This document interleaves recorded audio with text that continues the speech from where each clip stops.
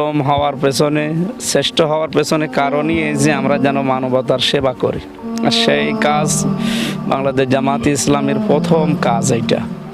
এই কাজ চালু থাকবে, আমরাও যতটুকু পারি ইনশাল্লাহ আমাদের সর্বাত্মক চেষ্টা থাকবে তাদের সাথে একাত্মতা ঘোষণা করা। 500 পরিবার শুনলেন আপনারা, 500 পরিবার তো হবে।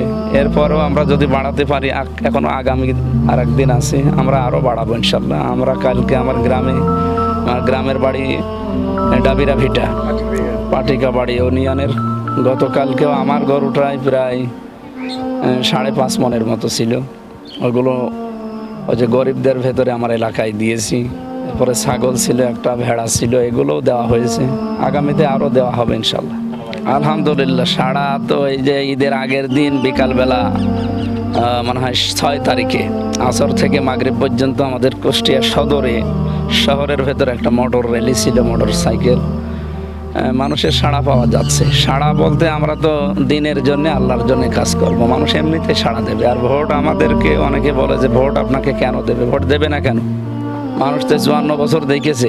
সামনে অন্তত সৎ এবং যোগ্য মানুষ, যেহেতু এদের স্লোগানই আল্লাহর আইন চাই, সৎ লোকের শাসন চাই। সে সৎ লোক বাংলাদেশে যারাই রাজনীতি করে, বাংলাদেশ জামাত ইসলামী বাদ দিয়ে অন্য দলে এত সৎ মানুষ নেই, এটা পরীক্ষিত হয়ে গেছে।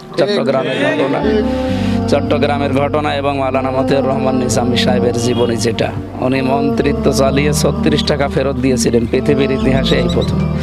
সুতরাং এই দলে যারা আছে তাদের উপরে বাংলাদেশের মানুষের আস্থা আছে যে এরা অন্তত মারিং কাটিং করবে না। আমরা সেই প্রতিশ্রুতি আপনাদের দিতে পারি। আমরা সেই প্রতিশ্রুতির সামনে নিয়ে আপনাদের কাছে দোয়া চাই।